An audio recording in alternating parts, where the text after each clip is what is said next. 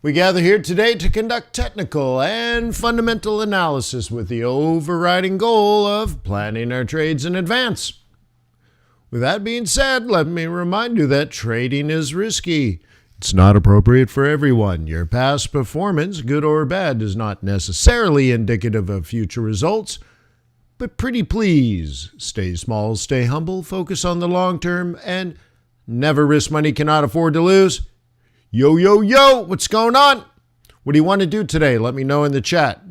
What currency or commodity or indice do you want me to cover first?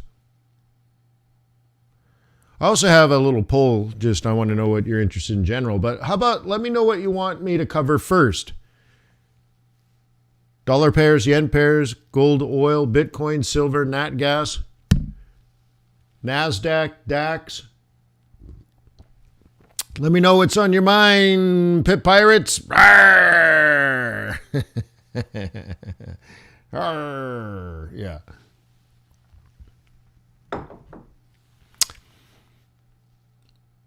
Cool. Yeah, there's a lot going on. Let me know what's on your mind. Now, my goal is to share. The biggest thing I want to share is the thought process behind developing and then executing a strategy. So my goal isn't to help you get rich quick. My goal isn't to put you in some trades. Let's go, scalp, scalp, scalp. Let's go, go, go. Look at me. I just made 12 pips. Okay. So I look at Forex as a business. I look at it as a science. I look at it as from a longer term point of view than a 1 minute chart. I like macroeconomics. I like monetary policy. I like market and trader psychology. So let's cover some of that. Janet says, hey, I'm confused a little of some of the stuff I said yesterday. Cool. Let me know what topics and I can expand upon that. Thank you for asking. So anyways, over all these years that I've been doing presentations like this, which is about 20 years, people have asked for additional resources. So I made those resources. They're available to you. I wrote a book. The link is in the description below. I have a community that includes video and live market training. The link to that is in the description below. And also there's a link to tradersway.com, a trustworthy, ethical foreign exchange broker. Yeah. Oh, you want fast execution speed? Oh, yeah, they have that too. You want huge swaps? Oh, they got that too. You want narrow spreads or low fees? Yeah. They're very competitive. Oh, yeah. All that's good. Yep. But I believe them to be trustworthy and ethical. They've earned my loyalty and respect.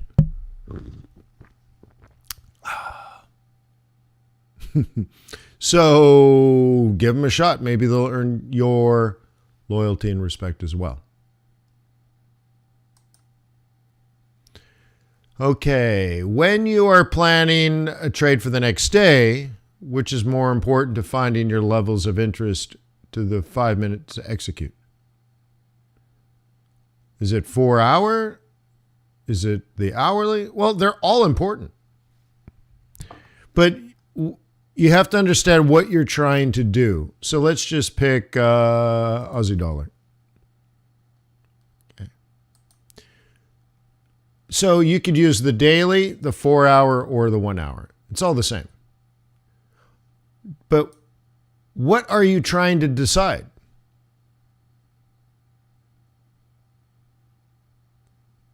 Janet, all you're trying to decide here is whether you're a bull or a bear. Are you a buyer or are you a seller? That's strategic.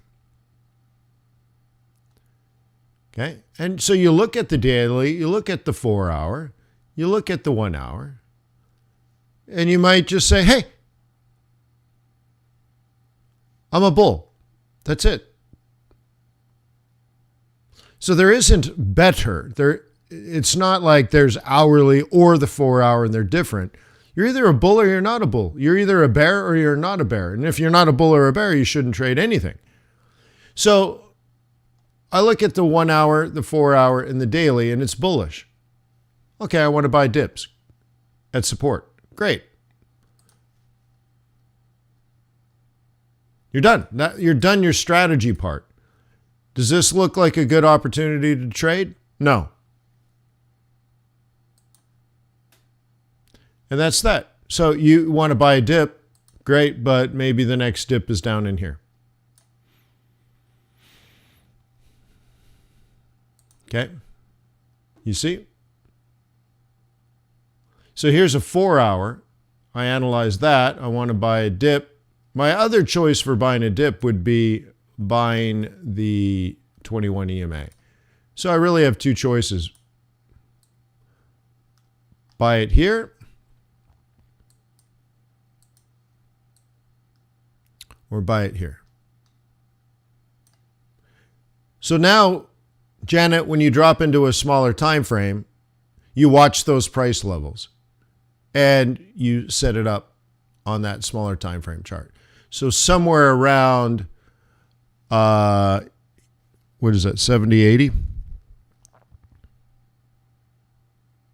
You might be interested in buying. Maybe around here, 70, 50, you might be interested in buying. So somewhere between, let's say, 70, 50 and 70, 75. Let's just make it like that. So now you drop into a 5 minute and that your buy zone is lower. So you just sit tight, Janet.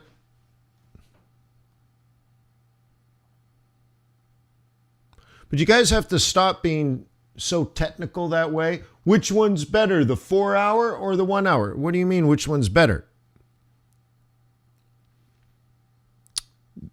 They're just time frames. It's just price and time. So you're either going to buy it or you're not going to buy it. So I think what's more interesting is your rationale for being a buyer.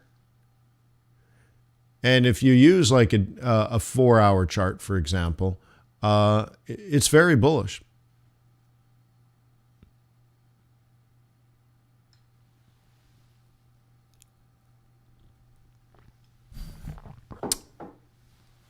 You know what I'm talking about?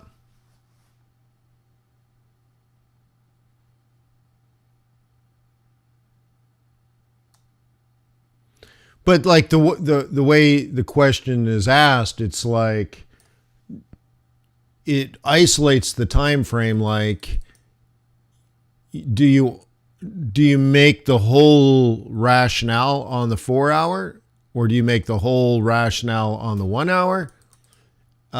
Well, no.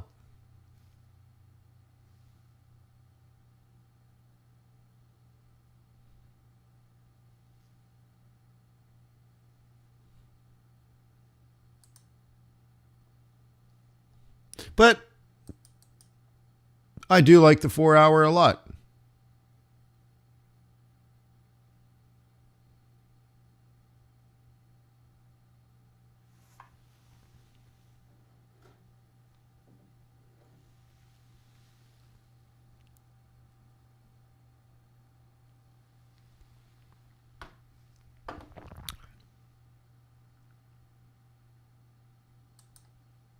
So anywho. So let me put it back to the indices. Okay, let me know what you want me to cover first. I look at the poll. Let me end the poll. Thank you for answering the poll. I appreciate that.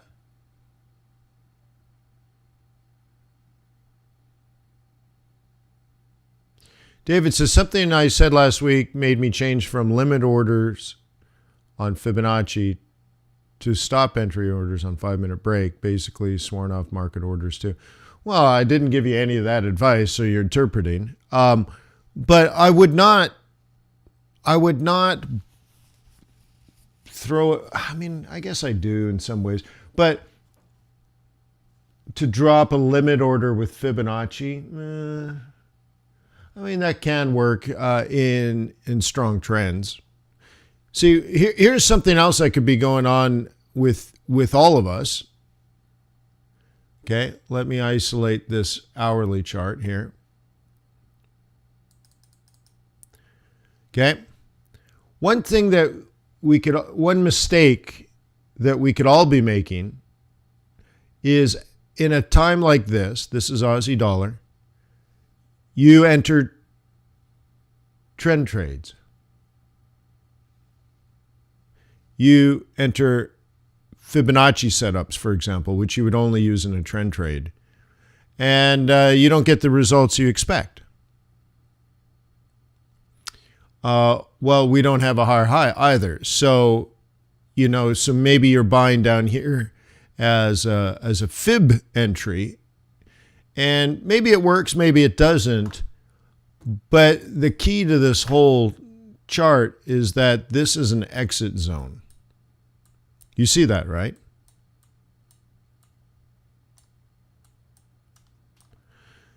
So there's significantly less potential for new money coming into this Aussie dollar long trade. Now, the basis of the trade, the basis of the buy, you see, right, is likely a China reopening play. So your strategy is to buy dips, so there should be a longer term trend here, but you wouldn't trend trade here. Okay.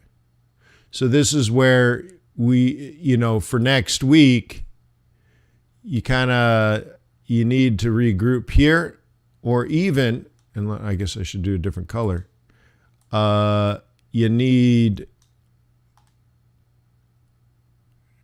a new trend. So anyways, whatever. Grace is in. Grace is a boot camper now, huh?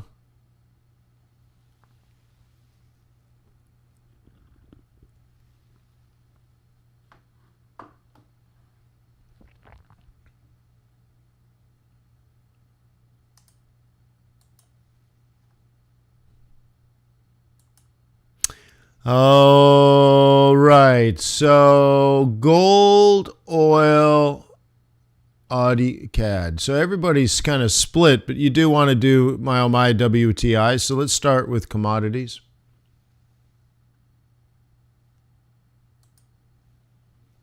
Okay.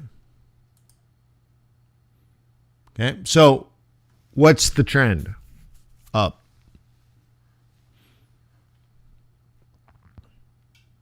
Okay, this is daily. Maybe you prefer 4 hour. What's the trend? Up. Which one's right? They're both right. So you might say, well, you either want to buy dips and ride that moving average, or you're very, very, very concerned about the $82 price level, which over and over and over again for quite some period has acted as resistance. So you either sell up here, which you knew this yesterday. This is not, you don't have to be a rocket surgeon. Okay? Or you buy down near the moving average. And everybody in the middle loses money.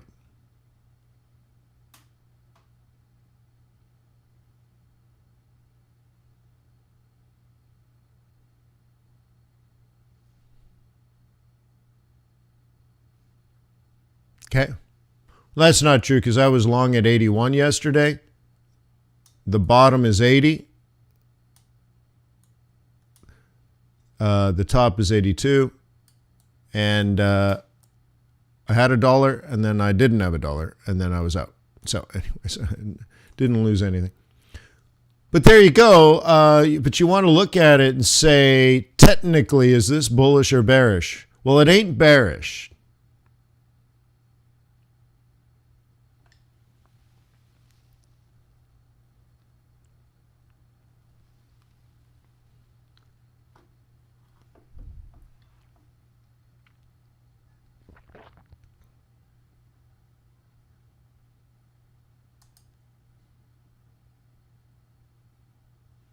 Okay, you see? So it's not a bearish trend, but we do have resistance here. So you could sell it at 82, which we just tickled. And it might come down, and your target would be sort of this area. And a bull is trying to buy a dip, so now we have something closer to this. So maybe it only comes down to this area, right? And a bull's expecting this.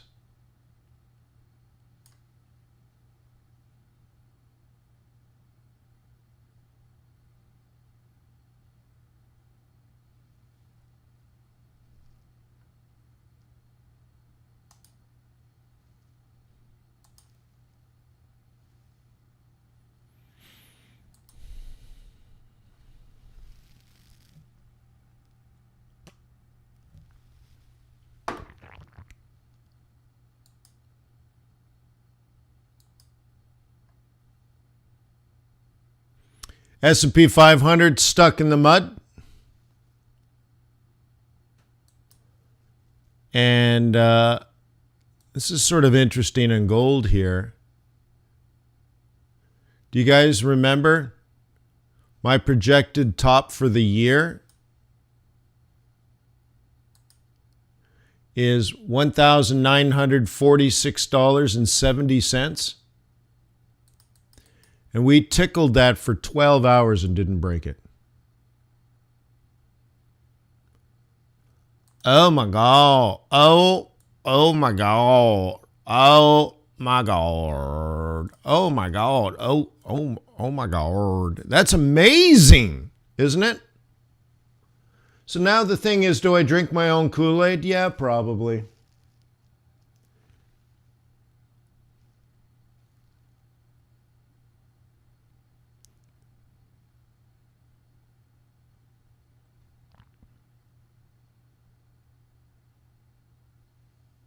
But that's kind of interesting, isn't it?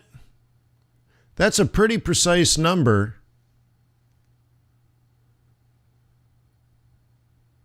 And it's the first real turn on a 4-hour. I mean, the last time we tickled the 55 was the beginning of January. So for the first time in essentially a month, we hit a very precise price, which we knew a month ago, and is now seems like woo, boy. So here's something interesting for us all y'all. What do you think of this?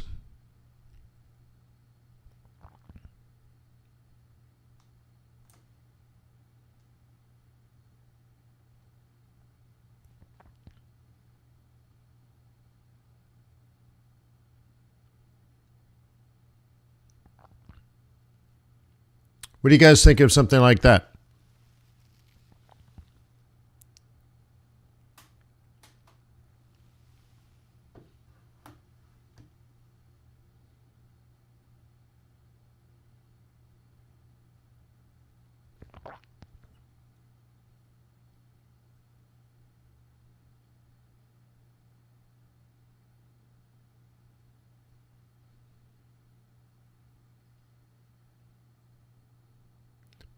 Maybe double top too. It's the same trade to me.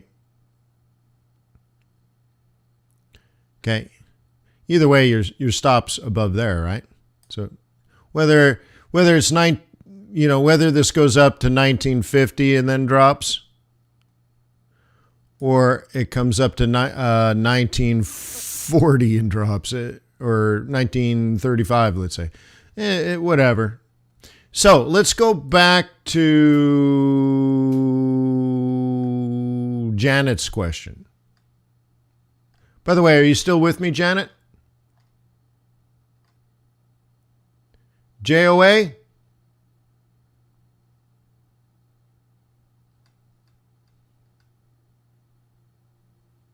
Where's JOA?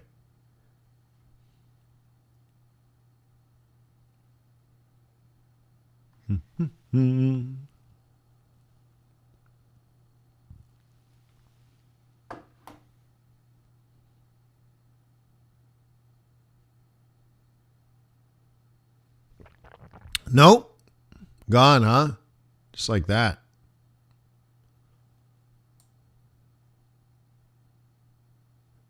Short attention span? Janet, are you around? No, really?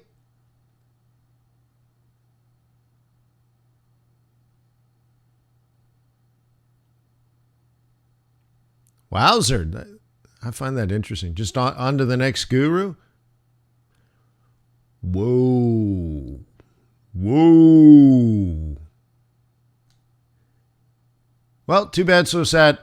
So what I was saying is this would be your strategy. There we go. All right. It's Genet. All right. Look, this is strategy, right? It's a hypothesis.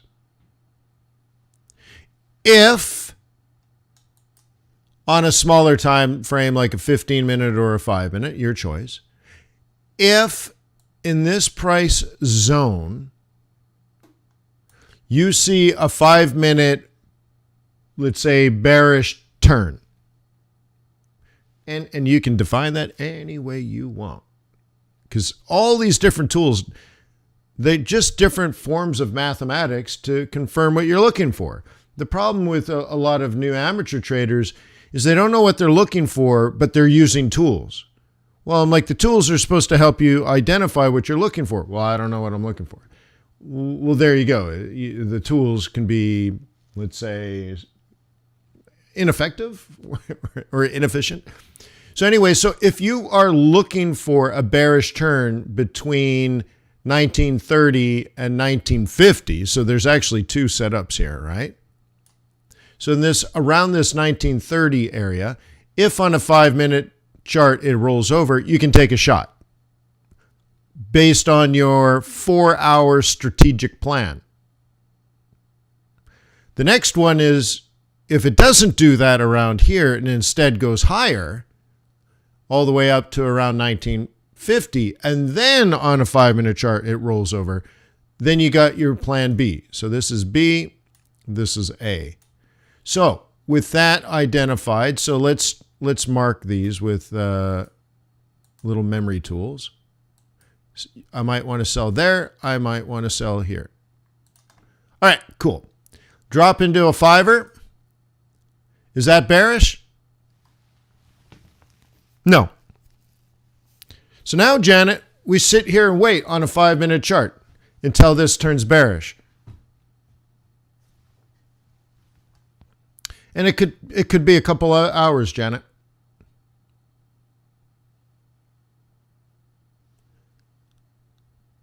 But what if it doesn't roll over here? Well, we have plan B further upstream. Okay, this is our first area of opportunity, otherwise known as an AO.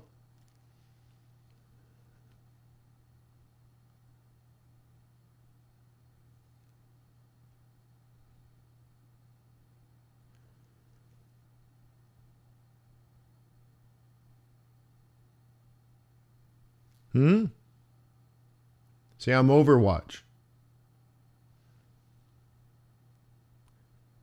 Gold is entering your AO. Cool. And if that don't work, if it doesn't roll over, you wait, and then you see if it rolls over. And if it does roll over, then you sell up there. But you could be wrong on all accounts. Doesn't roll over here, doesn't roll over there, and keeps going up higher. Well, I guess you shouldn't have been a bear. Okay. So anywho, here we are on a Cinco. That's 5. We're on the 5 and waiting for a reversal. So you can look for any kind of pattern you want. 5A cross down, 2155 cross down, bearish engulfing candle lower high.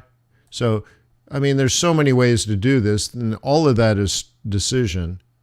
Boom. Okay? Or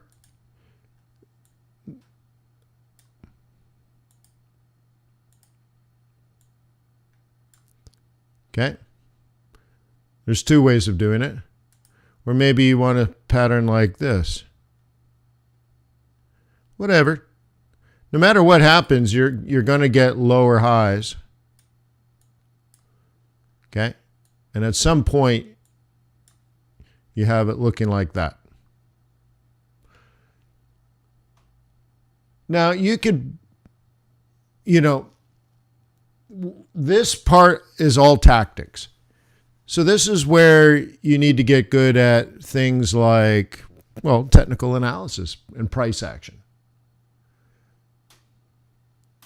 A critical skill, one of the most critical skills, is knowing price action.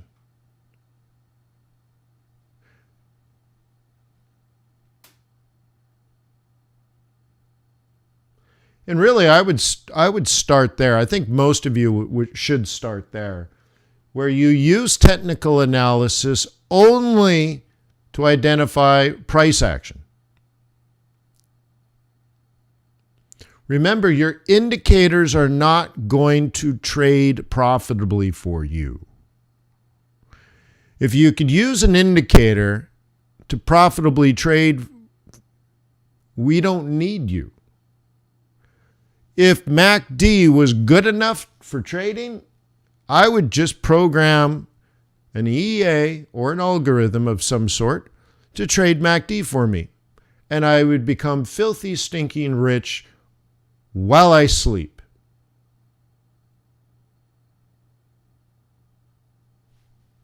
That ain't going to happen.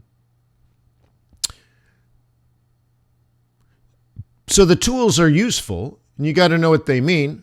Thank you, Henry. But you need to know what the tools are used for. In this case, you're measuring. Well, hello, little birdie. Hello, little birdie. Looks cold out there. All puffed up. How cute, little birdie. All right. Sorry. ADD. What? Bird! He's like, it's cold out here. Sorry. So anyways, in the beginning, people they don't know how to make decisions or what decisions to be made. So they try to trade an indicator. Of course, the indicators are not used for that purpose, but instead they should be measuring and reporting to you certain data and statistics, right? And so using price action, and maybe you could use moving averages to maybe help with that. You could use oscillators to help with that. But learn price action. So for example, we're sitting here, we have a strategy, and we don't have any price action to execute the strategy.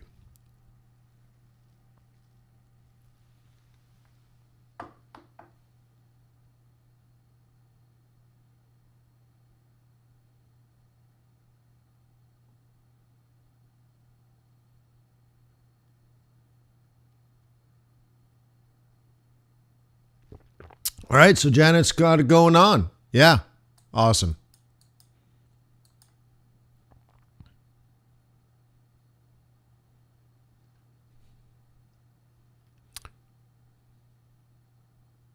Do I recommend a demo?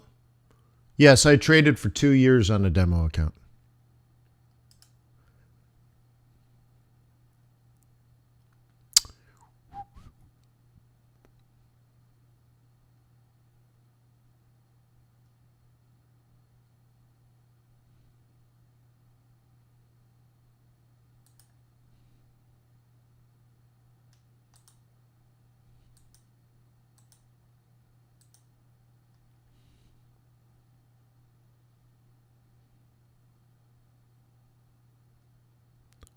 Day in and day out?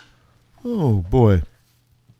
Well, I was a pretty busy young executive, but certainly by the end of the 2 years, David, very, very seriously. So I'd get home from work probably 7:30 at night.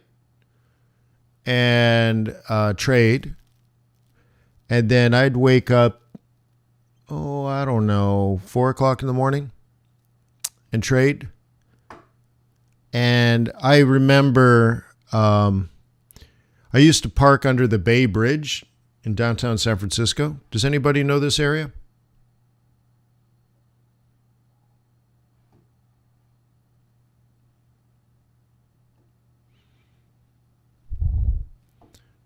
So right under, there was actually a pier, and you could park your car there.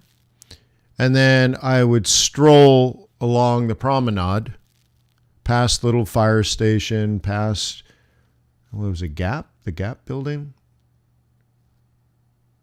And Gordon Biersch, you know that area? And walk along to work. And this was a long time ago, 2001 maybe. And I was a fancy pants, and I had a cellular phone. Even that was fairly new. But it wasn't a cellular phone. It was a PDA. So it was kind of like a Palm Pilot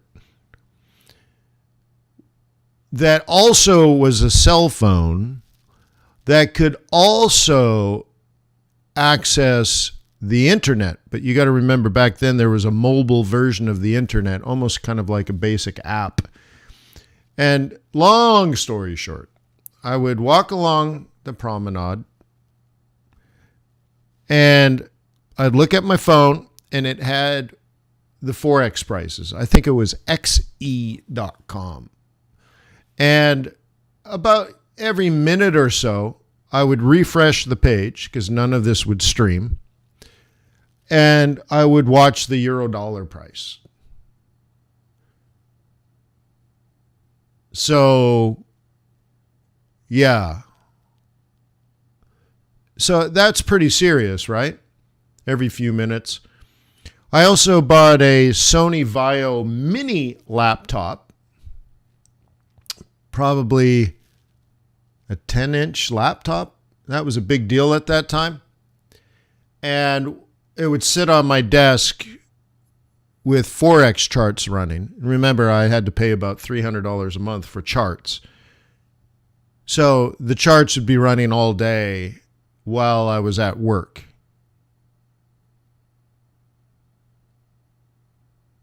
So, yeah.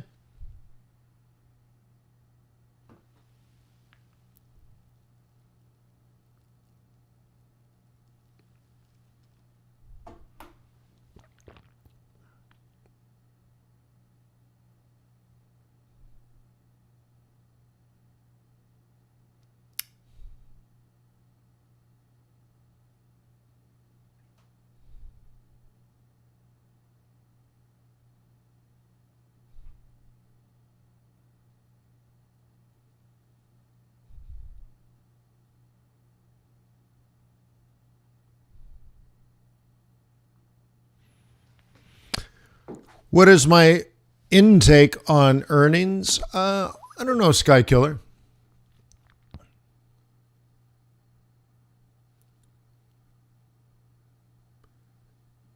Okay. I don't think anybody expected a collapse in earnings, nor did, our earnings sort of expected to be stellar. It's future guidance, Sky Killer, that's most important. So Microsoft comes out and they're like, okay, we did all right. Things are okay, but we're laying off 10,000 people and we're not sure about the future. Okay, well, that's the part that I'm trading, right? Were those charts available to you when the markets were closed? Yes.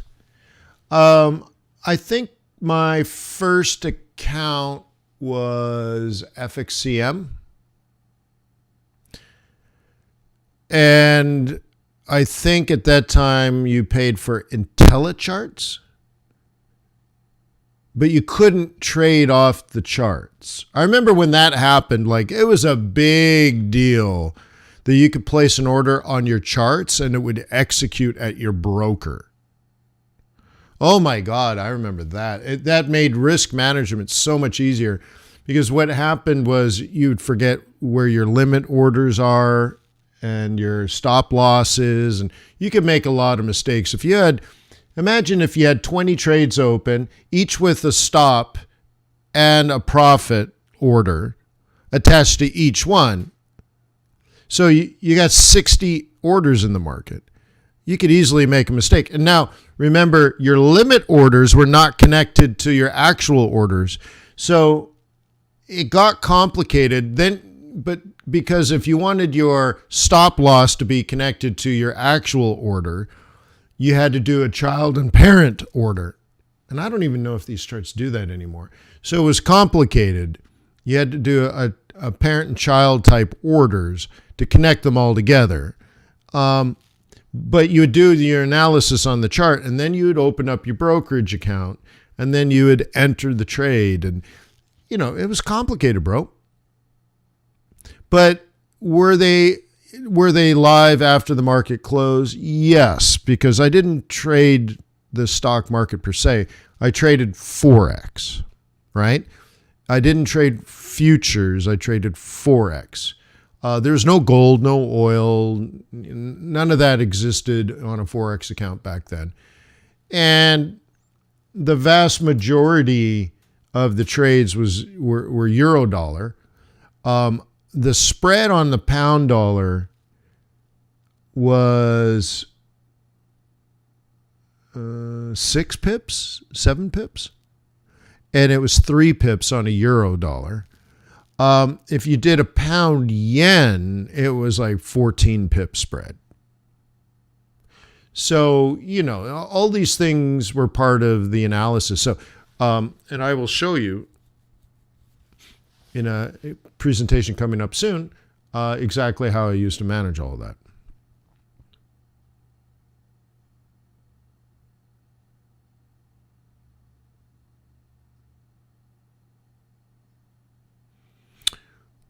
Right, David. But that's just, you had to order, right? That's how you had to do things back then. So,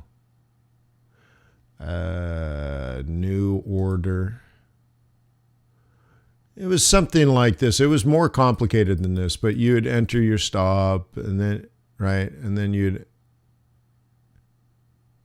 enter your limit. And then you'd click here or something. It was, you had to understand, like, technology was different too. You had to have a pretty good computer. I was a rock star for one period because I had 2 monitors and people were just dumbfounded. I was dumbfounded. And so the technology and the software for entering trades wasn't even like, this is beautiful compared to what we had in the early days. So, that seems pretty easy to enter all of this. But it was much more esoteric, arcane, or archaic, if you will. What is a CFA? That's where you become an expert in financial analysis.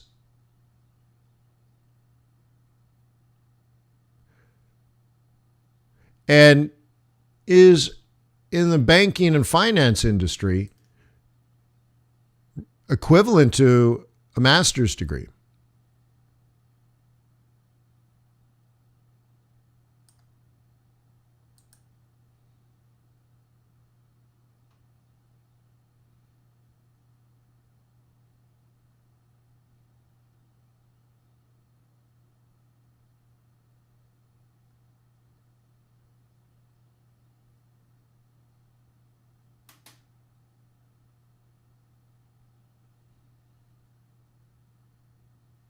Okay.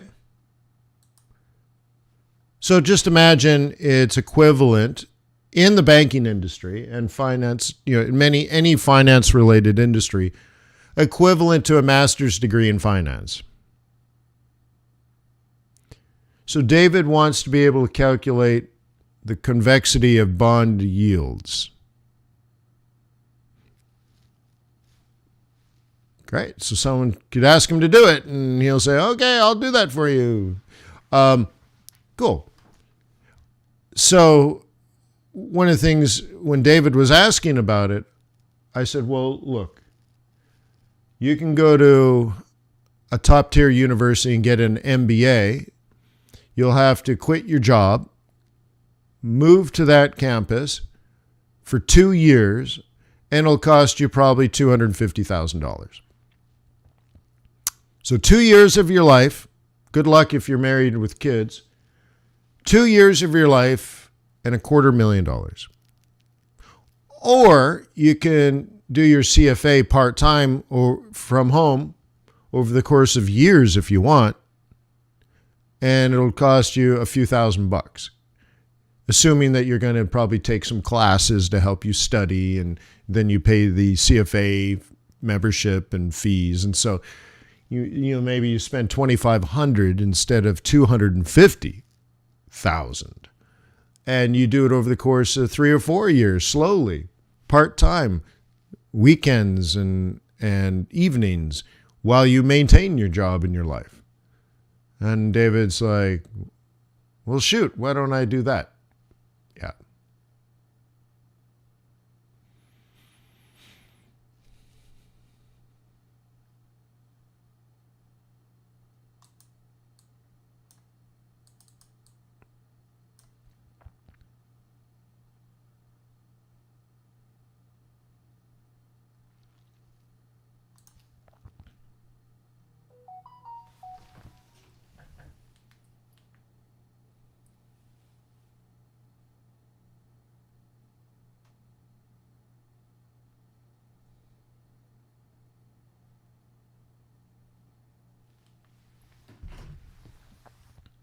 So my WTI stuck at 82. That's a very big number.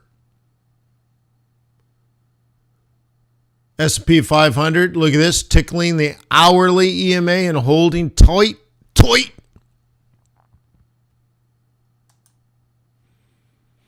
Take a look at exotics. I have some good news for you. Would you like some good news?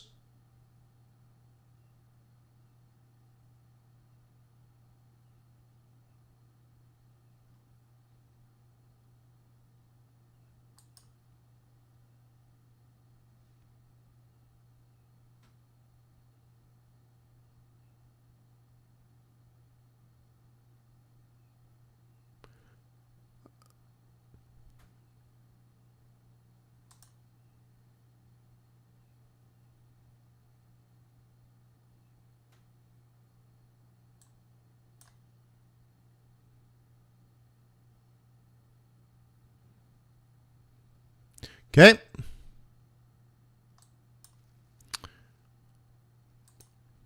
Today is the first day that I've officially earned my $100 margin that I ponied up for this trade. I've already received all of it back. Remember, swap, you get paid every day. You get paid a little bit of money. I ponied up $100. And now I've already earned the $100 back. And then when I execute the trade, I also get the initial $100 back. You see? So I still have $100 of collateral, but I've received $100 in income. So I have my $100 back, plus I'll get that back anyways. So I've earned 100% internal rate of return on my margin just on swap. How long did it take? October 25th. So almost exactly 3 months. In fact, exactly 3 months. So 3 months, but I have $640 in pips.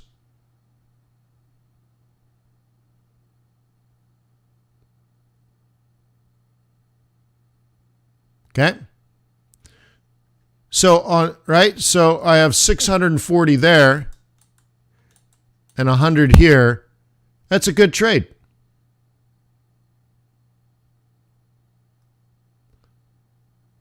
Okay.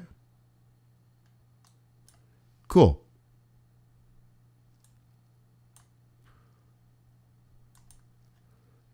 And she's still running.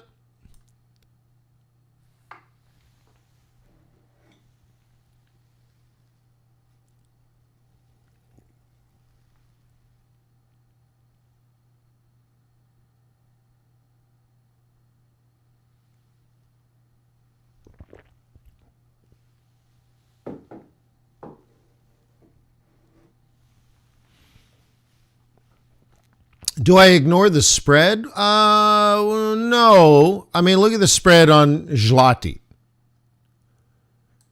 Okay. Price is here and the spread is here. Like, dude, you can't ignore that. That's a whole trading range.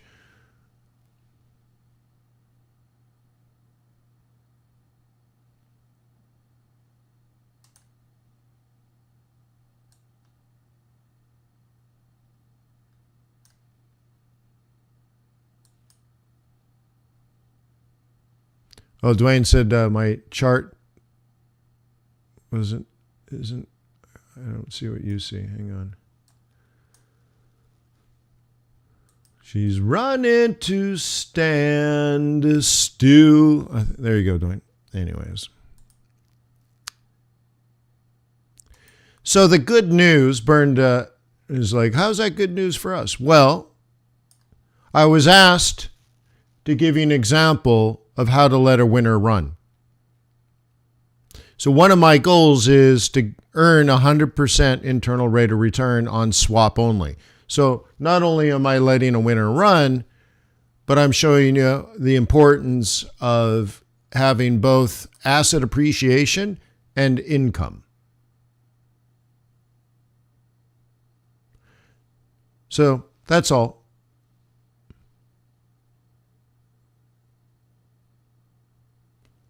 I don't really track earnings that way, Sky Killer. So as far as like, so here's what I said when Microsoft came out and the market rallied. I was in the day trading group and we were setting up trades. And I said, well, I'm expecting, kind of more bearish than bullish kind of news out of that. And the earnings came out and I'm like, I have to let the market tell me whether the market is interpreted it as good or bad. And so I said, well, really, I'm probably learn later tonight or in the morning. I'll hear what Bloomberg thinks about it and they'll have their experts come out and they'll say, well, yes, they were doing okay with their cloud software. But if you look at, PC growth is dropping by 30% a year. So, future earnings for their Office and their Windows might be diminishing and, whatever. And I'll let the market tell me. But it's not like I use a website to go through and analyze and nitpick it myself. Yeah, I let other people do that. But I'm a macro trader. So I'm not going to do microeconomic analysis of Microsoft. Okay. So I'll let the market do that for me. But nonetheless, I understand the macro conditions that we're in, and therefore I would expect a company like Microsoft to be concerned about the future. And if they're not concerned about the future, that's probably even bigger news. Okay?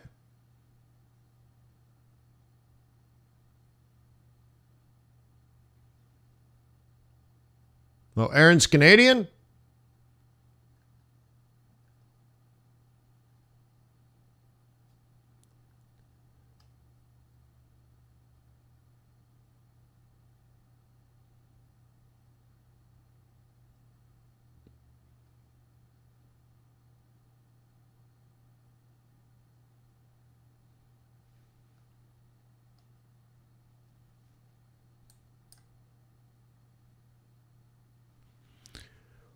Okay. Oh, right on, Gracie. Yeah, so like I remember on on Fox, I was talking about, sort of the micro analysis of the stock, because, TV institutions are mostly familiar with the stock market, right? And so they're more fascinated by Forex, but it's similar. YouTube /FXBootcamp.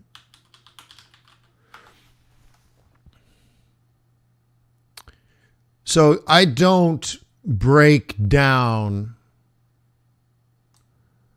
corporate earnings. Yeah. So, I mean, that's just pretty much it, right?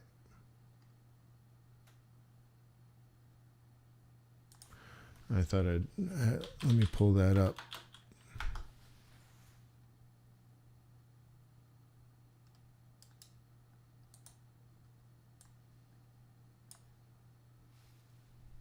Oh. Driving some investors to foreign currency. Hang on. U.S. markets is driving some investors to foreign currency. Joining us again from Atlanta with some tips on trading in foreign money is Wayne McDonald. He's chief currency coach at Forex's FX Bootcamp. Wayne, good to see you. Thanks for coming back. Last time we kind of shortchanged you, so we're glad you could make it back. Basically, details of what the bootcamp is all about first. Well, first of all, FX Bootcamp is an organization that teaches people skip how ahead, to trade skip ahead. currencies. But what makes be a trader by holding your hand perhaps as market. There's nothing more volatile than currency. It's where a lot of the real high rollers are. But you are very conservative in currency trading, putting in stop loss orders every chance you get, right? That is absolutely correct. Forex is very, very risky, but honestly, whether you're trading in commodities or equities or in currencies, risk is always going to be inherent. And what you do to manage that risk is roll up your sleeves and do the hard work. So, for example, let's say someone wanted to pick a stock. Well, it's well known that you need to research the company's product and service. You need to get to know the management team, and you have to have a reasonable comfort that the company is going to produce profits in the near future. And if you're right, hopefully you make money. But sometimes, even when your analysis is right, you still lose. But Forex is not that different. Right. You still need to gather your intelligence, and you need to formulate a strategy. Okay. Most importantly, you need to have the discipline. It's a seven-fold tie. One thing, beautiful, unless huh? people think that it's unexciting, you do rolling stops, right? You train people in how to do rolling stops. Oh. Explain what that is, because this is where some real fast action happens. You're right. Currencies can move up and down minute by minute, especially with news. ISM really moved the market, and non-farm payrolls coming up will move the market. When you place a trade, what you do is you put a stop loss that's not that far away, so you know that if you are wrong, and any variable around the world can make you wrong, that your potential loss really shouldn't be that big of a deal. But we're talking, in terms of trades and time, we're talking about a 5-minute turnaround here. If you put it down with a stop loss on it, 5 minutes later, you made 10 basis points, whatever it is, and immediately you turned it around because of that stop loss. So these are quick trades. Sometimes that's true, and when news comes out like ISM today, I held a trade for about 17 minutes, so that's not that big of a deal. But the beauty about Forex is that it trends so well. So, for example, the best place to put your money right now anywhere in the world is in the U.S. dollar, and that U.S. dollar has been strong for 8 or 9 months. So you don't have to trade every single minute or every single hour. Wayne McDonald. So anyways, so like we were talking about there, where I'm like, look, when analyzing a stock, you look at the management team, you look at the research and development that they're doing. You look at their market growth, you look at their profit margins, and all this kind of stuff, and you analyze the value of the stock. Am I doing that when I buy? If I was to buy Microsoft, yeah, probably, or at least I'd have an opinion, right? But I generally don't buy stock that often, right? I mean, I do and I don't. In my retirement account, I do, but But as a Forex trader, am I analyzing Microsoft earnings? No, not really. I let the market do that. I'm looking macro, and that would be a micro issue. Okay. But as a macro trader, I'd say growth is likely to be slowing. So Microsoft could be negatively impacted in the future. See, I start with that macro level first.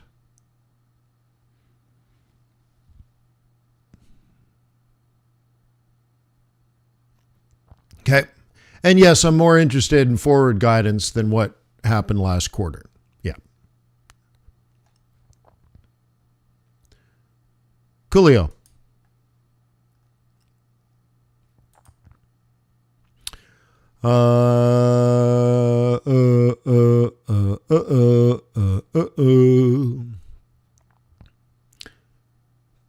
Okay. Downward pressure in Europe and right, the Euro 50, red candle. The DAX, red candle. The FTSE, red candle. And NASDAQ and S&P 500, not red candle. Let me put this on a 4-hour to make it congruent. And we just don't have a giant red candle. But we have one here, we have one here, and we have one there. Okay, so let's see what happens.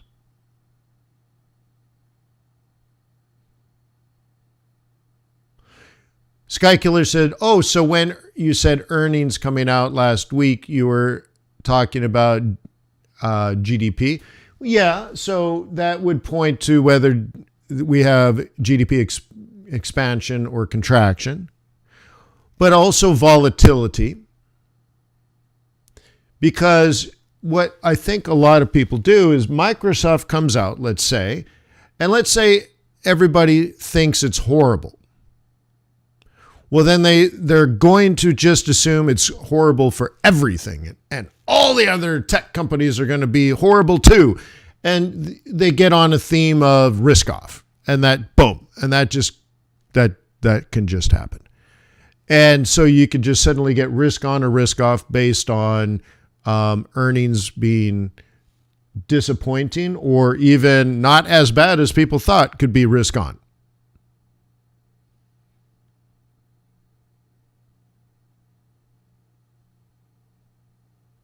That's right, Richard. Right.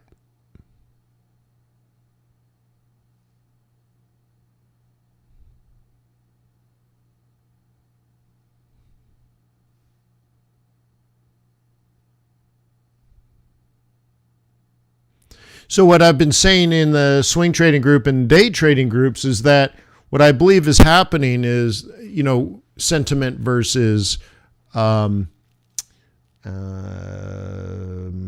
economics. But also there's a high potential for my how do you say it? My interpretation of the facts may be wrong. And we will learn that on the Fed meeting on Wednesday. So I've looked at the data. Not just headline data, particularly not even really interested in the headline data. Looking at the underlying data, in particular, what we're talking about is inflation, right? That's what the Fed's trying to do. Adjust inflation downward. Okay, great. So I look at inflation, we look at all kinds of subcomponents. And yes, the headline number's coming down, but I don't see it in wages yet. I don't see it in rents yet. Maybe in the future, sure, but not yet. I see disinflationary pressures in things like used car prices, which is a supply chain issue, and in gasoline, which I believe to be artificially down and not sustainably down. So therefore, I look at him like, okay, the inflation situation is improving and will improve. but not necessarily because of the Fed. And so I'm thinking the Fed knows this. They're all economists, most of which have gone to Harvard. So, so I'm thinking that they will raise higher. Well, the market's trading like they're going to pivot from 50 basis points to 25 basis points. Maybe that's true. Maybe it's not.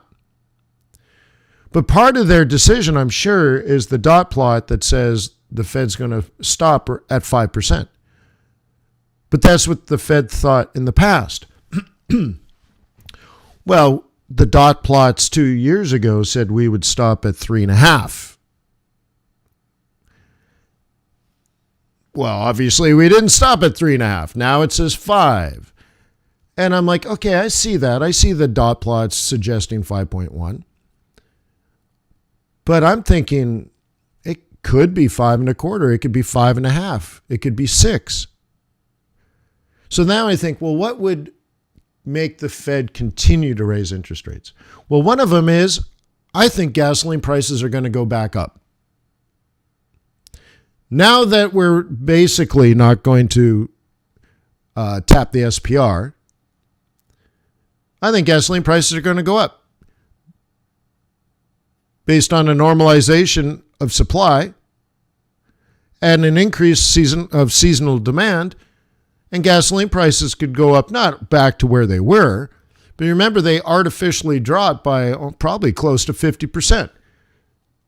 So we went from $4 to $2. Could we go back to $3? Yeah, maybe, right? And that would be inflationary, and that's one of the biggest deflationary or disinflationary components of our current headline number. So I say, well, what would the Fed do if inflation stopped falling and we stayed at 4.5% and then started ticking back up, not down? What if it's September and inflation's going up again? And see, that thought process is not what the market's pricing in. So maybe all of that I'm overthinking.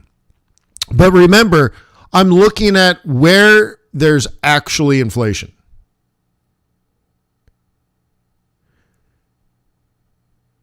Are you seeing food prices fall in the grocery store? That's right, Richard. And that's part of my analysis. It's factual. Gasoline prices are up 4 weeks in a row. See, I know these things. Okay?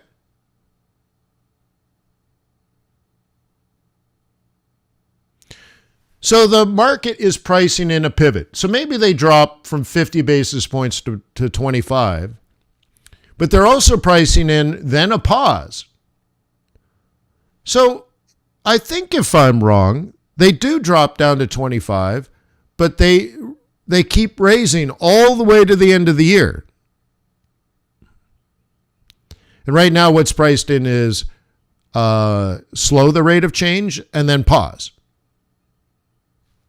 So I can be wrong on the short run, but right on the longer run. Okay, well, I've done worse than that.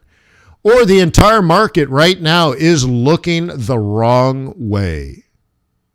Because they're like, oh my God, we've hit peak inflation. It's fallen from 9% and now it's only, 5%. All right, cool. Well, we can't drop another 200 million barrels of SPR into the oil market. We just can't do it. So we can't repeat. I don't even know if we can maintain. So I don't think we can continue that disinflationary, process. So at best, I think we can hold tight because wages are going to be sticky until all those layoffs actually happen. And then rents can come down, but that's sticky as well. And by the way, I talked about all of this in my annual outlook, this process. So that's why the second half of the year is the more interesting part. The most vulnerable part of this year is the end of the year. But you should already know that. Anyways, so none of this is a surprise except I'm worried that 99% of the market doesn't actually do their homework. Wouldn't that be something? So anyways, I'd like to say this. I'm probably wrong. The Fed, because in my opinion, the Fed stays at 50 basis points. But I'm like the only dude on the planet that thinks that. So I'm almost certainly wrong. But I looked at the facts and I interpreted it that way. And I did a pretty deep dive. And then I'm thinking forward. So, the farther you think forward, the more likely, the more chances you have to be wrong. So, you know what? I might be wrong in that, but I still understand the facts and I still have various opinions. So even if, let's say the Fed capitulates because Jay Powell is not an economist, and so maybe he listens to all his Goldman Sachs buddies and they're like, dude, you're killing us. I don't think that's true either, but maybe for politics reasons. Maybe Janet Yellen is calling up Jay Powell, because remember, they know each other very, very well. What is Janet Yellen concerned about? Does anybody know?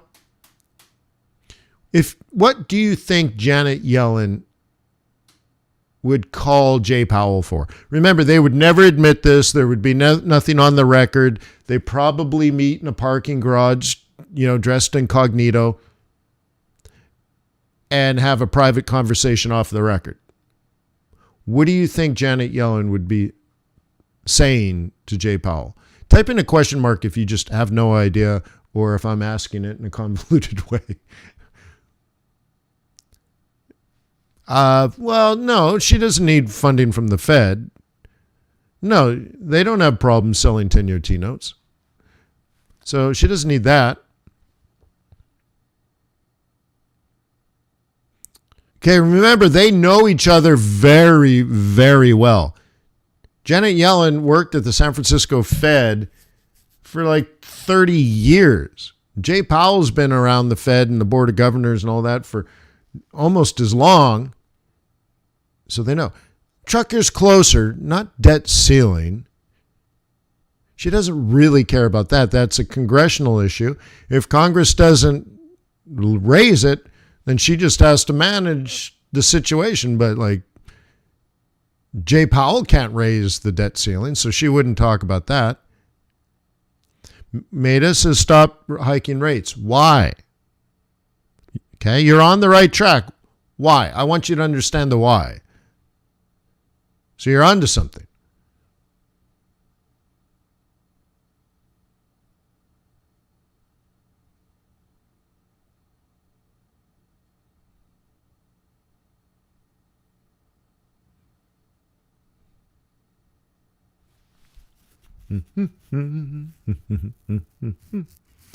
Thank you. The cost of servicing the American debt. See, there's a relationship between yield and interest rates. And by the way, we talked about it in the swing trading group last night. So you're like, wait, what? Interest rates and yields? Hey man, join FX Bootcamp. Get smart fast. But anyways, there is a relationship, and the United States government has to pay more money for their debt, and they have to borrow. And by some accounts, because of what the Fed has done this year, the Treasury will have to pay out, I think it was $800 billion more money to service the debt than the year before. $800 billion more expensive. Hey, $1 trillion here and $1 trillion there, and pretty soon it's real money. So anyways, so Janet could be calling up Jay and like, Jay, come on, dude. You're killing us here. We have to borrow money, but these rates are just unsustainable. We can't afford it. Congress would have to cut entitlement. Now, by the way, you might say, well, Wayne, they won't cut entitlement, but we should cut the military spending. I hear this a lot. I actually studied this. I was doing research for a Harvard project. It was universal basic income that I was studying. So I was reading a lot of Milton Friedman and stuff. And then I started doing research, and I came up with this plan of how I could run a government using UBI and pay for things, right? So I'm like, okay, well, how do I pay for things? So my plan was, okay, well, I'm just going to sort of defund the military and then fund entitlement programs, right? Because you have to move money around. So I actually got the numbers. You have to understand this. I actually got the numbers because I'm actually doing real research with a real idea. And did you know what? It wouldn't make much of a difference. And then I thought, you know what? I'd rather have a military than not have a military. And so I looked. That's how big entitlement programs are, and our debt combined, where you can get rid of the entire United States military. No more tanks, no more bombs, no more guns. In your head, right? And it wouldn't make a difference. It wouldn't matter. You wouldn't even notice. Drop in the bucket. Like, oh my God. Shows you how big those programs are. Oh my God. I was shocked. Well, I'm like, okay, let's keep this military. It's only $1 trillion. Who cares? Okay. Out of a $27 trillion budget, you're like, you know what? Give these guys $800 billion. It's fine. We got a military. If we need to protect our trade routes, that's really what it comes down to. Hegemony is about protecting your trade routes. And how do you get filthy, stinking rich? You trade with everybody. And they trade with you on your terms, like in your currency. So that's what it's all about. But anyway, so you got to have the military. If you lose your military, you lose your trade routes, and then you lose your dominance. And so whatever. So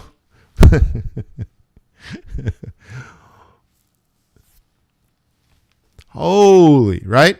But anyways, the United Janet Yellen could be calling up Jay Powell and saying, look, you need to stop raising interest rates. And then at some point soon, you need to cut interest rates. And that would be the United States government, which it's not supposed to be doing, trying to influence the Fed.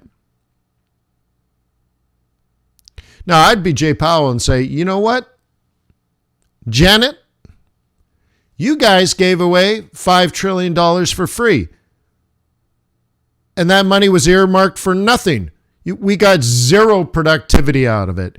You created this inflation, and now you need to do one of two things. One, stop borrowing money. So if higher rates make it more expensive, then stop borrowing.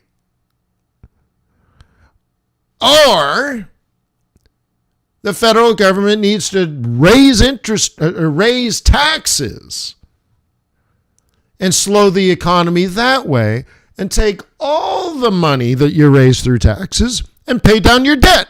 Either way, Miss Yellen, borrow less money and pay down the debt. It's not a Fed problem. Screw you, Janet. Take a hike. Get out of my face. I'm Jay Powell. I run the Fed now. This is mine. How dare you, JY?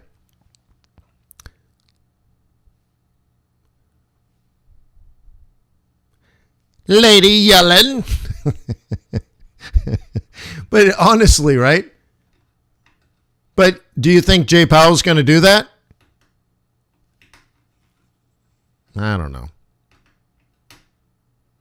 But seriously, right? Like, I'd say, look, the Fed contributed to the problem, and now we're removing that. We have a 10-year plan to fully remove the liquidity that we added to the market. So the Fed is not fixing, but you could argue all this had to be done.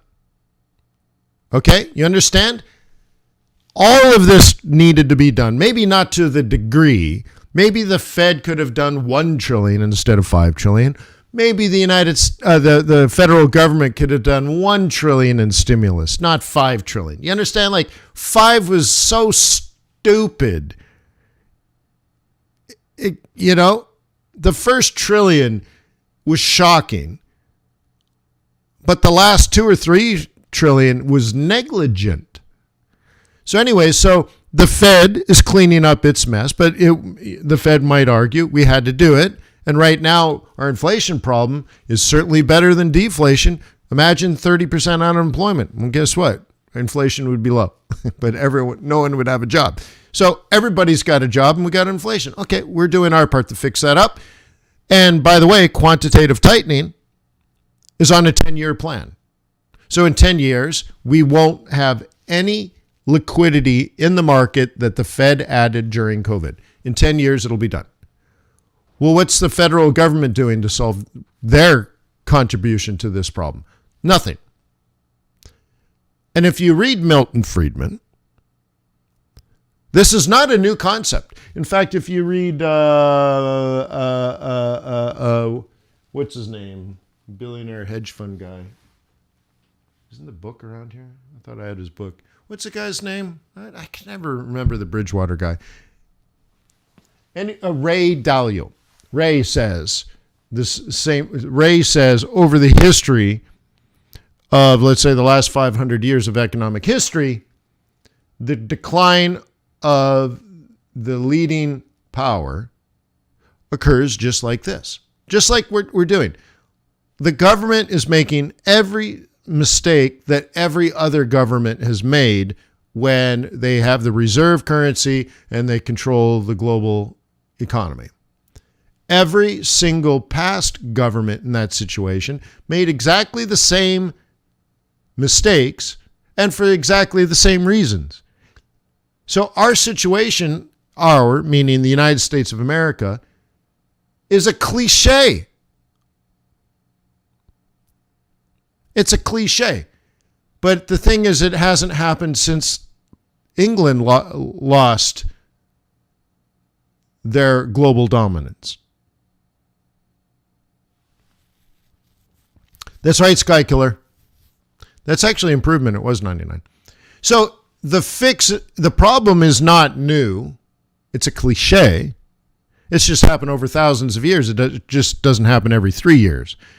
And of course, it hasn't happened since World War I or World War II. So therefore, nobody in power knows any of this. Certainly the government. You don't need to be qualified to work for the government. I mean, like to be a Congress representative, to be a senator. You don't actually need qualifications. Shoot, you can lie on your resume, say you went to Harvard and worked at Goldman Sachs, and you get elected. Nobody even checks these facts, right? So anyways, nobody knows these problems. No one's addressing these problems. They've been around for 500 to 1,000 years.